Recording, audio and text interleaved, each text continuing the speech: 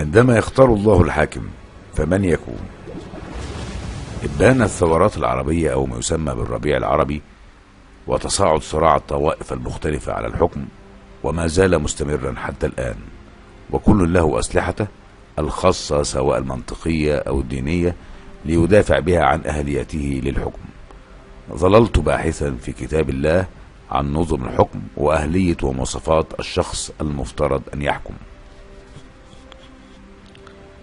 وبعيدا عن أي صراعات دموية أو تحليلات سياسية للأحداث المختلفة لأنها الوجه ذو الألف وجه.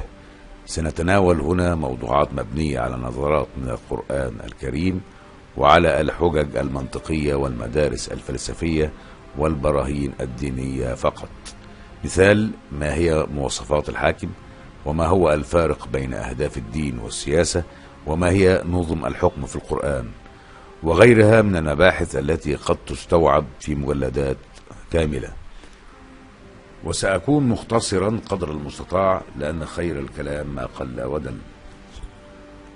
وأول ما تذكرته حينها مقولة تشرشل حين مر على قبر مكتوب على شاهده: هنا يرقد الرجل الصالح والسياسي القدير مستر كذا. فعلق ساخرا كعادته: أول مرة أجد قبر واحد به شخصين. يقصد لا يجتمع الصلاح مع السياسة، وكلامه إلى حد كبير صحيح لأن السياسة هي الوجه ذو الألف وجه، واختصارا صعوبة تحقيق ذلك كصعوبة وضع الجمل في سم الخياط إن صح التعبير، لكن التاريخ به ومضات من هؤلاء الأشخاص. وحينما كنت أقرأ سورة البقرة توقفت مليا عند قوله تعالى: ألم تر إلى الملأ من بني إسرائيل من بعد موسى إذ قالوا لنبي لهم ابعث لنا ملكا نقاتل في سبيل الله قال هل عسيتم إن كتب عليكم القتال ألا تقاتلوا قالوا وما لنا ألا نقاتل في سبيل الله وقد أخرجنا من ديارنا وأبنائنا فلما كتب عليهم القتال تولوا إلا قليلا منهم والله عليم بالظالمين. ظل بنو إسرائيل بعد مجيئهم إلى فلسطين مدة، ثم تعرضوا في تلك الفترة لغزوات الأمم القريبة منهم كالعماليق والآراميين وغيرهم، فمرة يغلبون وتارة يغلبون. وقد كان العبرانيون في حرب مع جالوت وجيشه فغلبهم جالوت وأخذ تابوت العهد منهم، وهو التابوت أي الصندوق الذي فيه التوراة أي الشريعة، فعز عليهم ذلك لأنهم كانوا يستنصرون به. وعندما طلبت بني إسرائيل من نبيهم صموئيل ملكا من بعد موسى يجتمعون تحت قيادته ويقاتلون أعداءهم في سبيل الله، حذرهم نبيهم إن فرض عليهم القتال في سبيل الله أنهم لا يقاتلون.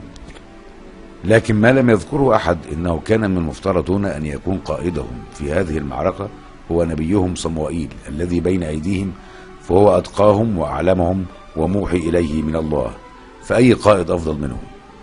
وهذه أول إشارة من القرآن إن صلاح الشخص فقط وتقواه حتى وإن كان نبيا فهو غير مؤهل للقيادة. ثم قال تعالى: وقال لهم نبيهم إن الله قد بعث لكم طالوت ملكا قالوا أن يكون له الملك علينا ونحن أحق بالملك منه ولم يؤت سعة من المال قال إن الله اصطفاه عليكم وزاده بسطة في العلم والجسم والله يؤتي ملكه من يشاء والله واسع عليم.